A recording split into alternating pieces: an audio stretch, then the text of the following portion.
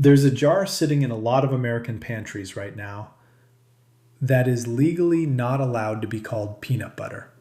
It says peanut butter on the front in big friendly letters on a shelf full of other jars that say the exact same thing.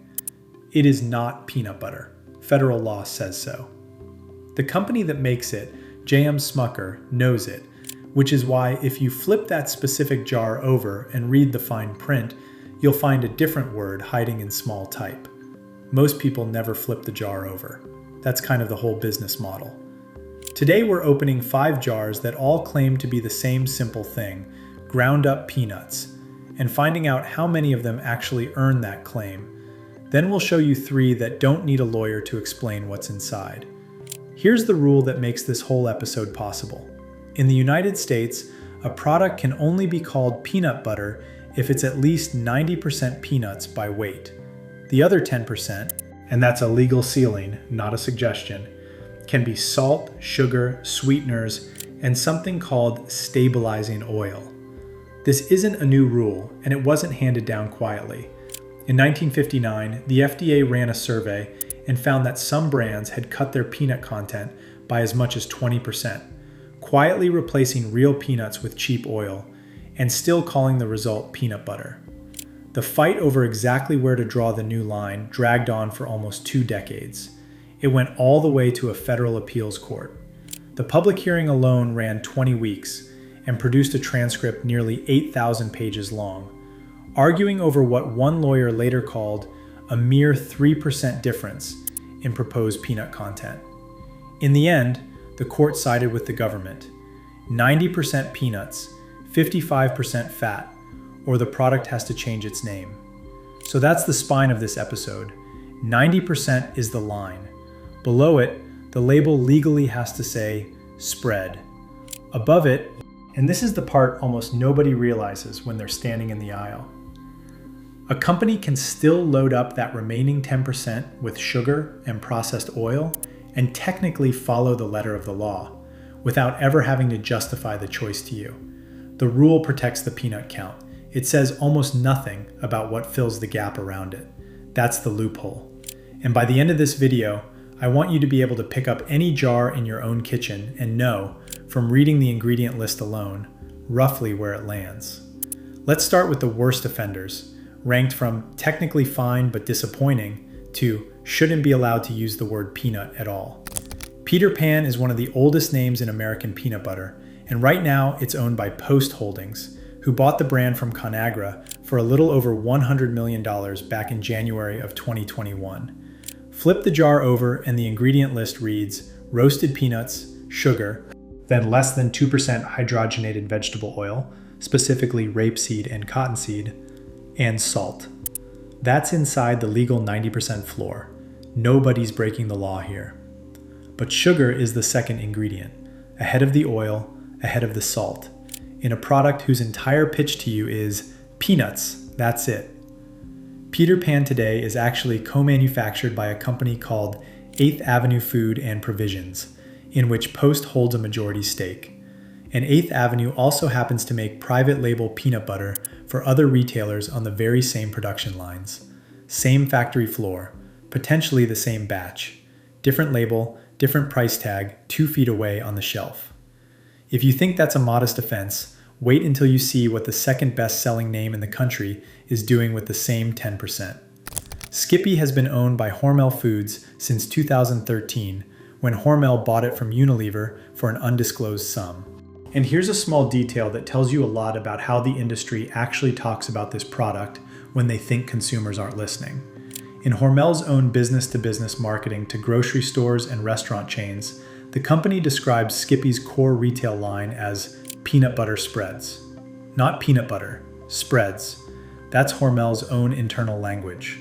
For the same jar sitting on your shelf at home, labeled in plain lowercase letters, peanut butter, no asterisk in sight. The conventional Skippy formula leans on hydrogenated vegetable oil as a stabilizer. The exact blend shifts a bit depending on the SKU, but soybean, rapeseed, and cottonseed oils all show up across different Skippy labels at different points.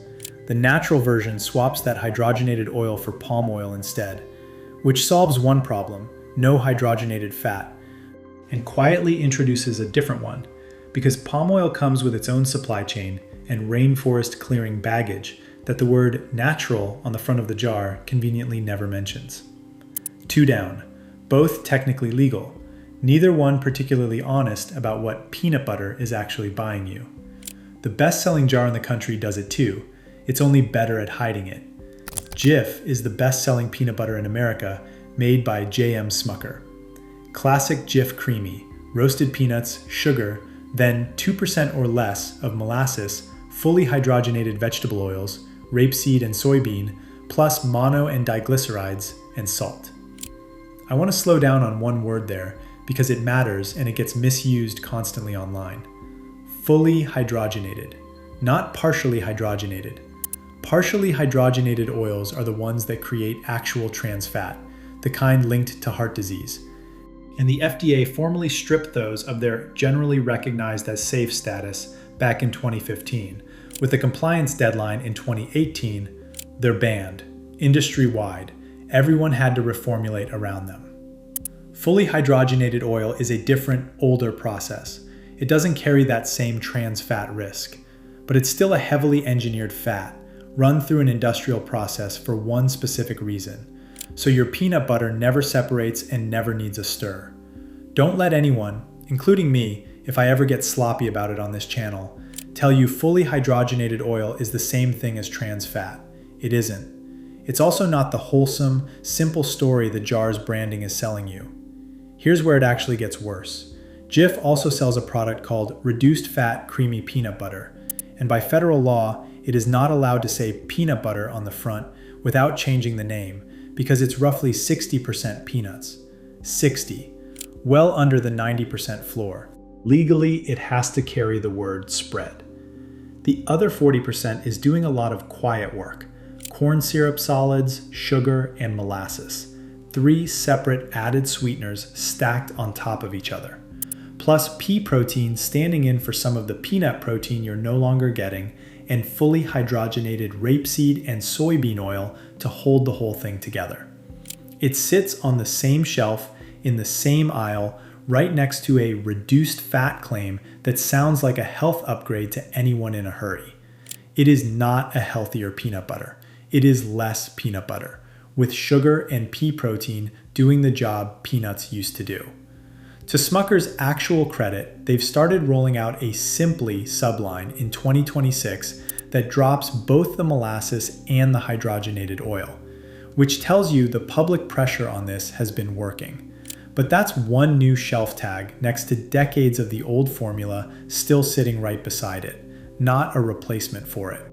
Here's something you can actually do at home right now with jars you already own. No lab, no chemistry degree required. Peanuts are essentially the only meaningful source of protein in a jar of peanut butter. The sugar contributes basically none. The oil contributes none. The salt contributes none.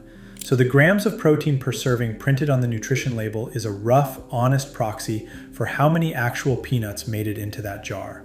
I want to be straight with you. This isn't a lab measurement, and I'm not going to pretend it's more precise than it is. But if one jar lists 4 grams of protein per 2 tablespoon serving and another lists 3, that's a real physical signal that the second jar has less peanut in it, and you didn't need to read a single ingredient to know it. Go grab 2 different jars out of your own pantry right now, flip them both to the nutrition panel, and compare that one number side by side. It takes 10 seconds. It will tell you more about what you're actually eating than the front of either jar ever will. And it costs you nothing but the time it takes to turn a jar around twice. Walmart's Great Value peanut butter is the budget pick.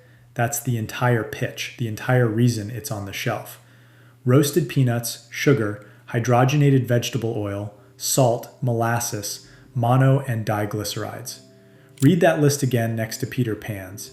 It is, ingredient for ingredient, functionally identical to the name brand jars sitting one shelf over, at a noticeably lower price. So who actually makes it? Here's the strange part. Nobody outside Walmart seems to know for certain right now, and Walmart isn't saying. For years, the answer was ConAgra. We know that much for a fact, because in February of 2007, both Peter Pan and Great Value peanut butter were traced back to the same contaminated plant in Sylvester, Georgia, during a nationwide salmonella outbreak. I want to be precise about what that case actually was, because it's real, it's well documented by the Department of Justice, and it deserves to be described accurately rather than exaggerated. Prosecutors found that the Sylvester plant had twice tested positive for salmonella back in 2004 and kept shipping product anyway. Federal investigators eventually tied more than 700 illnesses across the country to that plant. Nobody died. ConAgra pleaded guilty to a single federal misdemeanor in 2015 and was sentenced in 2016 to pay $11.2 million in combined fines and forfeitures. At the time, the largest fine ever handed down in a food safety case in U.S. history. That is a real, documented legal outcome. I'm not going to pretend it proves anything about how many peanuts are in a jar of great value today. It doesn't. It's a contamination story from nearly 2 decades ago, not a labeling story. And pretending otherwise would be exactly the kind of dishonesty this channel exists to call out in other people. What it does tell you is how little visibility you actually have into a store brand supply chain. ConAgra sold off its dedicated private label peanut butter business years ago, and even sold the physical plant that made it. Trade reporters digging into this as recently as spring of 2026 still can't get Walmart to confirm who's actually making great value peanut butter right now. The leading theory points toward Post Holdings' private label division, but it remains unconfirmed. You're buying a jar from a company nobody will name, possibly made in a plant nobody will confirm, at a price that exists in part because none of that costs Walmart a single dollar to leave unanswered. 4 jars in, and every single one has followed the same basic playbook with a different logo stapled on top. The 5th one is different. The 5th one is expensive. And it wants you to believe expensive means honest. Justin's built its entire brand identity on being the opposite of everything we've shown you so far. Founded in 2004 by a guy named Justin Gold, mixing nut butter by hand in a home kitchen in Boulder, Colorado, selling jars at local farmers markets before it was anything close to a national brand. That's a real story, well documented across independent trade press, not something the marketing department invented after the fact. The classic jar really does only have 2 ingredients: dry roasted peanuts and palm oil. No added sugar, no added salt. That part checks out completely. Here's what the label doesn't tell you, and what the founder story conveniently leaves out of the pitch. In 2016, Hormel Foods, the same conglomerate that owns Skippy, brand 2 on this list, bought Justin's outright for $286 million. For nearly a decade after that, every jar of independent, artisanal Justin's peanut butter sold on a grocery shelf sent its profits straight back to the same Fortune 500 meat and food company behind the stabilized sugar and oil jar sitting 3 feet away in the same aisle. In October of 2025, a private equity firm called Forward Consumer Partners bought 51% of Justin's back from Hormel and brought founder Justin Gold back on board as a strategic advisor. On the surface, that sounds like a return to independence, except Hormel kept 49%. Hormel is still in this business, still profiting off every jar you buy. They took a smaller slice and let the founder's name front the story again for the cameras. And for that story, for the palm oil jar with the founder's signature on it, you're paying close to 3 times what a jar of great value costs for a product running the same basic playbook as everyone else on this list. A stabilizing oil standing in for real peanuts' natural texture, told through a nicer label with a better origin story attached to it. That's 5 jars, 5 different corporate structures, 5 different price points, and one thing every single one of them has in common. None of them are peanuts alone, and none of them are required by anyone to make that obvious to you at a glance. And to be fair to every company on that list, none of them broke the law we walked through at the top of this video. That's precisely the problem. The 90% rule was written to stop the worst version of this, the 20% peanut swap the FDA caught back in 1959. It was never written to guarantee you the best version. It set a floor, not a standard of quality, and 5 different companies have spent decades quietly building entire product lines that live exactly on that floor and no higher. So let's go find 3 jars that actually are what they claim to be. Made by people who never needed a federal minimum to tell them how much peanut belongs in peanut butter. Trader Joe's Creamy Salted Peanut Butter, made from unblanched peanuts, has exactly 2 ingredients: peanuts and salt. That's the whole list. The peanuts are dry roasted with the skins still on, which is actually where a lot of the deeper, nuttier flavor in this particular jar comes from. The skins carry flavor compounds that get lost when peanuts are blanched clean. I'll be straight with you, because that's the deal on this channel. This is a private label product, and Trader Joe's doesn't publish a founder story for it, because there genuinely isn't one to tell. No garage, no kitchen table origin, no name signed on the jar. What you get instead is total ingredient transparency at a price that doesn't punish you for demanding it. Sometimes "we don't have a story for you" is a more honest answer than the story everyone else on this list is trying to sell you. The original Crazy Richard's peanut butter has 1 ingredient, not 2 ingredients, one of which happens to be palm oil. 1. Peanuts.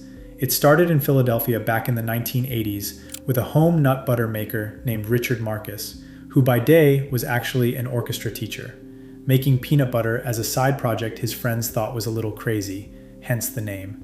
He later teamed up with a company called Crema Peanut Butter out of Ohio, which is the oldest peanut butter company in the entire country, running continuously since 1898. The 2 of them found each other because they'd landed on the exact same idea independently. Real peanut butter should be made of peanuts and nothing else. It will separate in the jar. You'll see a layer of oil sitting on top when you open it. You will have to stir it. That's not a manufacturing flaw. That's what peanut butter physically does when nothing's been added to artificially stop it. One thing I do need to flag honestly, because it matters for what we're recommending here. The company has recently launched a natural no-stir line that brings palm oil into the mix. The exact same trade-off as everyone else on our skip list tonight. That is not the jar we're pointing you toward. Look specifically for the original, the one where the ingredient list, front to back, is a single word. Once again started in 1976, when a couple named Jeremy Thaler and Constance Potter, who'd met years earlier running a food co-op in Madison, Wisconsin, started roasting peanuts using a barrel roaster they already owned for making granola. They ran the whole operation out of an 800 square foot basement in rural New York when they first started. Half a century later, the company is 100% employee owned. And this isn't a stock plan sitting on paper somewhere doing nothing. It's structured and self-governed as an actual worker cooperative, where every employee becomes an owner after their first year on the job, gets 1 vote, and can sit on the board. Their standard peanut butter has 1 ingredient, peanuts. They also run a dedicated peanut-only production facility, physically separate from their tree nut and seed operations, specifically so cross-contamination for people with allergies isn't left to chance. This is a company where the people making your peanut butter also own the company making your peanut butter, with a vote to prove it. That's about as far from a conglomerate supply chain as this entire category gets. Now here's a regulatory wrinkle that might genuinely surprise you, because it runs backwards from how these US versus elsewhere comparisons usually go on this channel. Head north to Canada, and peanut butter has no legal definition at all. None. A manufacturer up there can put in 50% peanuts, call the result peanut butter, and never has to tell a single customer the actual number. Canadian regulators treat peanut content as the company's proprietary secret, full stop. A registered dietitian actually put this to the test a few years back and asked Kraft Canada and Hormel Canada directly what percentage of peanuts is in their products sold there. Both companies declined to say. Legally, neither one had to. Meanwhile, over in the European Union, there's a hard, numeric, written into law limit on trans fat in any food sold anywhere across the bloc. No more than 2 grams per 100 grams of fat, enforceable in every one of the 27 member states since April of 2021. The United States never wrote a number like that into federal law. We banned one specific category of oil, partially hydrogenated oil, by pulling its official safety approval rather than setting a legal ceiling. That accomplished something real, but it's a different legal tool than a hard numeric cap, and it leaves fully hydrogenated oil, the stabilizer, sitting in 3 of the 5 jars we opened earlier, completely untouched by that measure, because it was never covered by it in the first place. A real, binding, numeric floor under how much processed fat is allowed to end up in your food, applied to every jar on every shelf in an entire continent. Just not here. So here's the one thing to actually do with everything you watched, and I promise it's simpler than the 5 brand names and 3 others we spent 20 minutes on together. Next time you're standing in the peanut butter aisle, don't read the front of the jar. Turn it over. Find ingredient number 2. If it's sugar, you're paying peanut butter prices for a product that's part candy, and you should ask yourself why. If it's a hydrogenated oil, ask whether you're okay with an industrially stabilized fat doing a job real peanuts have always been able to do on their own, given a good stir. And if the label already says spread instead of peanut butter, that's not a marketing choice someone made. That's the federal government telling you, in writing, that this particular jar didn't clear the bar the rest of the category has to clear. You don't need to memorize 5 brand names or 3 others to shop smarter tomorrow. You need about 10 seconds and the willingness to flip one jar around before it goes in the cart. Do that once on purpose, and you will not shop this aisle on autopilot again.